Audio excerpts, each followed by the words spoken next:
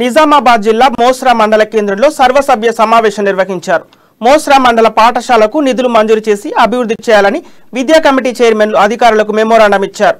తిమ్మాపూర్ గ్రామంలోని పాఠశాలకు 80 మంది విద్యార్థులు ఉన్నారని, వారిని ఒక్కరే టీచర్ బోధిస్తున్నారని తెలిపారు. త్వరలో మరో ఉపాధ్యాయులను నియమించాలని, ఇతర మరమ్మతు పనులను ప్రారంభించాలని కోరారు. ప్రభుత్వం వెంటనే స్పందించి పాఠశాలకు నిధులు మంజూరు చేయాలని విజ్ఞప్తి చేశారు.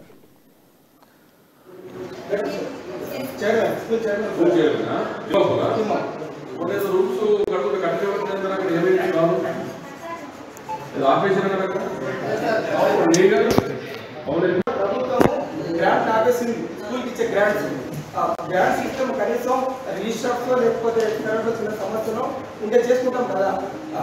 గ్రాంట్ లేక మా జైపూర్తో 120 రూపాయలు పెట్టి పరిస్థితి వచ్చింది కాబట్టి ఆ గ్రాంట్ విడుదల చేయాలి. అట్లా తిమ్మపూర్ గ్రామంలో ఉన్నటువంటి పాఠశాలలో 2 టీచర్లను పెట్టాలనేది మా విజ్ఞప్తి.